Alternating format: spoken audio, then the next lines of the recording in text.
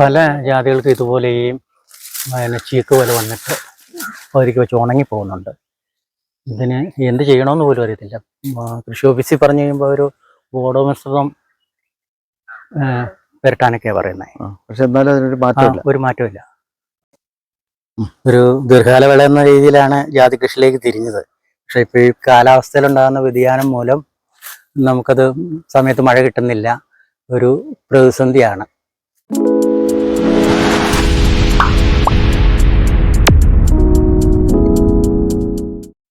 എല്ലാവർക്കും നമസ്കാരം. ഞാൻ ഇടുക്കിയിലെ കൊന്നത്തടി പഞ്ചായത്തിലെ 5-ാം മൈലിനടുത്തുള്ള കമ്പിലൈൻ ഗ്രാമത്തിലാണ്. ഇവിടേക്ക് എത്തുമ്പോൾ വ്യത്യസ്തങ്ങളായിട്ടുള്ള നാണ്യവിളകൾ കൃഷി ചെയ്യുന്ന കണക്കഞ്ചേരിയിൽ ശ്രീ ഗോപിയും ശ്രീമതി വിജിയും ഇവരുടെ കൃഷിയിടത്തിലാണ് ഞാൻ എത്തിയിട്ടുള്ളത്. ഗോപിച്ചേട്ടാ, ഈ ജാതി മരമൊക്കെ എത്ര വർഷമായതാ? 18 വർഷം പ്രായമുണ്ട്. 15 മുതൽ 18 വരെ. എത്ര വെറൈറ്റി ഉണ്ട് നമുക്ക്? വെറൈറ്റി നാടൻ ജാതികളാണ്. അതിൽ കായെടുത്ത് പാകിയിട്ട് നല്ല കായില്ലാത്ത ജാതികൾ ബഡ് ചെയ്തിട്ടുണ്ട്. കുറെ പലതും പല വെറൈറ്റി ആയിട്ടാണ് നിൽക്കുന്നത്. അപ്പൊ ചിലത് ബഡ് ചെയ്തു, ചിലത് അതേപടി ആൺജാതികളെല്ലാം ബഡ് ചെയ്തു. ഇപ്പൊ നമ്മള് നിൽക്കുന്ന ജാതിയുടെ പ്രത്യേകത നിറച്ച് കായ്കളുണ്ട്. നിറച്ച് കായുണ്ട്. പക്ഷെ അതിന്റെ മുകളിലേക്ക് നമ്മൾ നോക്കി കഴിയുമ്പോൾ കായ്കളൊക്കെ നിറച്ചുണ്ടെങ്കിൽ ചില ശിഖരങ്ങളൊക്കെ ഇങ്ങനെ മുരടിച്ച് നിൽക്കുന്നുണ്ട്. അതെന്താണ്? കൂടുതൽ ഉണ്ടാകുന്നതുകൊണ്ട് പിന്നെ ജലസേചനത്തിനുള്ള സൗകര്യം ഇവിടെ കുറവാണ്. ഓ ശരി. അതുകൊണ്ട് ഇപ്പൊ ഈ കൃഷിയിടത്തിൽ തന്നെ നമുക്ക് കുരുമുളക് ഇടവിളയായിട്ട് കാണുന്നുണ്ട്. ജാതിയാണ് കൂടുതൽ. ചില ജാതി മരങ്ങളൊക്കെ ഇങ്ങനെ കോർത്ത് നിൽക്കുന്നുണ്ട് അല്ലേ? ഇച്ചിരി അടുത്തുപോയി. ഈ പലർക്കും പറ്റിയൊരു കാര്യം ഇതാണ്. കാരണം ജാതി മരങ്ങൾ ഇങ്ങനെ കോർത്ത് കെട്ടുന്നു. ഇപ്പൊ ഒരു 10-15 വർഷം കഴിയുമ്പോഴേക്കൊക്കെ തന്നെ ഇങ്ങനെ മാറുന്നുണ്ട് അല്ലേ? ഇപ്പൊ ജലസേചനത്തിന് എന്താ നിങ്ങൾ ചെയ്യുന്നത്? ജലസേചനം മേളിൽ നിന്നൊരു ഈ മലയുടെ മേളിലൊരു ചെറിയൊരു ഓലിൽ നിന്നൊരു ഉറവയുണ്ട്. അത് ഓസിട്ട് ഓരോന്നിന്റെ വീട്ടിൽ മാറി മാറി വെച്ച് ആഴ്ചയിൽ ഒരിക്കലൊക്കെ നനയ്ക്കാൻ പറ്റുന്നുണ്ട്. സ്ഥിരമായിട്ട് അങ്ങനെ നനയ്ക്കാൻ പറ്റുന്നില്ല. സ്ഥിരമായിട്ട് നനയ്ക്കാൻ പറ്റുന്നില്ല. ആ ഓസിൽ വരുന്ന വെള്ളം ഇങ്ങനെ ഒരു 6-7 മണിക്കൂർ ഇടവിട്ട് ഓരോന്നിന്റെ വീട്ടിലേക്ക് മാറ്റി മാറ്റി വെച്ച് ഒരാഴ്ച കൊണ്ട്. ഈ കൃഷിയിടത്തിൽ തന്നെ എത്ര ജാതി മരങ്ങളുണ്ട്? ഇതിനകത്തൊരു 75ഓളം ജാതി മരങ്ങളുണ്ട്. ഇത് ഒരു നാടൻ ഇനമാണല്ലേ? അപ്പൊ ഇതെല്ലാം കൊണ്ട് നിറച്ച് കായ്കളുണ്ട്. മേളിൽ നിൽക്കുന്ന ജാതിയൊക്കെ നന്നായിട്ട്. ഇത് ബഡ് ചെയ്തിട്ടില്ല അല്ലേ? ബഡ് ചെയ്യാത്ത നാടൻ ഇനം. എന്നോട്ടായിരിക്കും ഇതിന്റെ വിളവെടുപ്പ് വരുന്നത്? വിളവെടുപ്പ് ജൂൺ മുതലാണ്. ജൂൺ മുതല സാധാരണ. അപ്പൊ നമുക്കിപ്പോ ഒരു കായ് കാണാനില്ല. ഇത് കായ കൊഴിച്ചിലുണ്ടാവാറുണ്ടോ? കായ കൊഴിച്ചില് ഇപ്പൊ അങ്ങനെ കാര്യമായിട്ടില്ല. ഇനി നനയ ചെല്ലുന്നോണ്ട് കുഴപ്പമില്ല. ഇല്ലെങ്കിൽ ഇത് ജലാംശം ഇല്ലാതെ വാടി വേനൽ രൂക്ഷമായാൽ പ്രശ്നമാണ്. ഇതൊരു തൈജാതിയാണല്ലോ. ഇതിപ്പോ ബഡ് ചെയ്തിട്ടൊക്കെ എത്ര നാളായി? ഇത് ബഡ് ചെയ്തിട്ടൊരു 3 വർഷം. 3 വർഷമൊക്കെ ആയിട്ടുള്ളൂ. 3 വർഷമായിട്ടുള്ളൂ. പല പ്രായമുള്ള ജാതികളായിരുന്നു. അല്ല, നമ്മുടെ കൃഷിയിടത്തിൽ നിന്ന് തന്നെ നല്ല ജാതി മരങ്ങളുടെ കായെടുത്ത് പാകി അത് അതില് ബഡ് ചെയ്ത് ബഡ് ചെയ്യാനായിട്ടുള്ള കമ്പ് ഇവിടെ നിൽക്കും. കമ്പ് ഈ പറമ്പിൽ നിന്ന് തന്നെ നല്ല കായുള്ള ജാതിരെ കമ്പെടുക്കും. ഇപ്പോൾ അങ്ങ് വർഷങ്ങളായിട്ട് തന്നെ ഈ രംഗത്തുള്ള ഒരാളാണ്.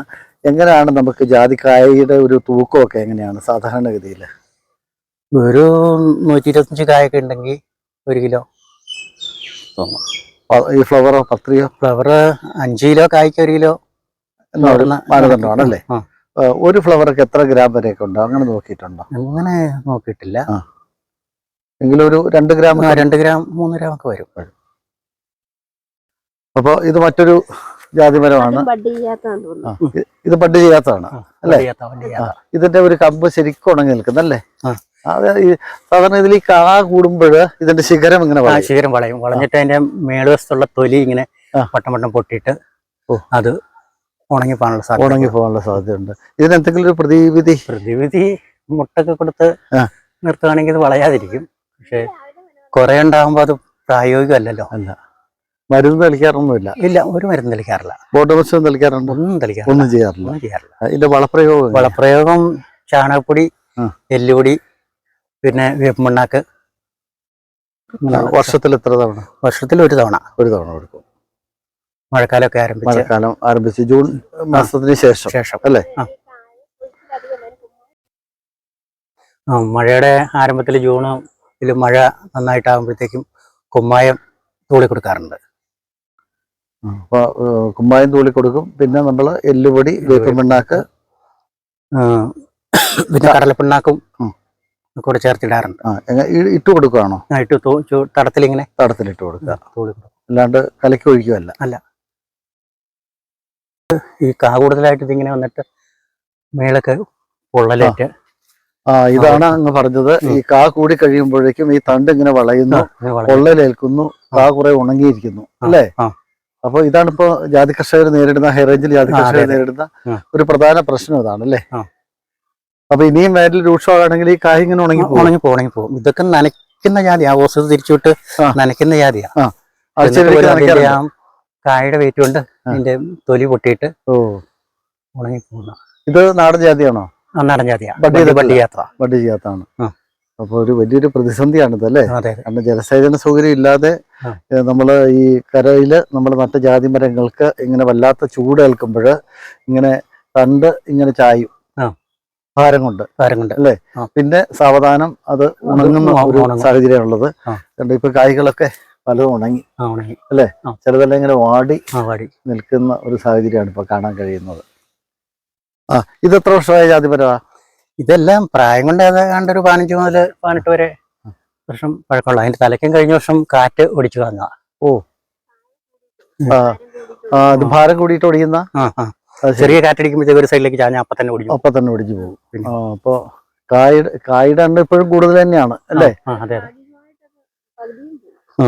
ഒടിഞ്ഞൊടിഞ്ഞ പല ശിഖരങ്ങളെല്ലാം ഉണങ്ങി നിൽക്കുന്ന നല്ല വെയിറ്റ് ആയി സാധനത്തിന്.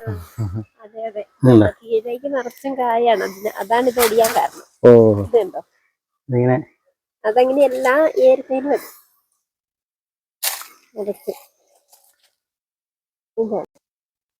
ഒരു ദീർഘകാല വിള എന്ന രീതിയിലാണ് ജാതി കൃഷിയിലേക്ക് തിരിഞ്ഞത്. പക്ഷെ ഇപ്പൊ ഈ കാലാവസ്ഥയിലുണ്ടാകുന്ന വ്യതിയാനം മൂലം നമുക്കത് സമയത്ത് മഴ കിട്ടുന്നില്ല, ഒരു പ്രതിസന്ധിയാണ്.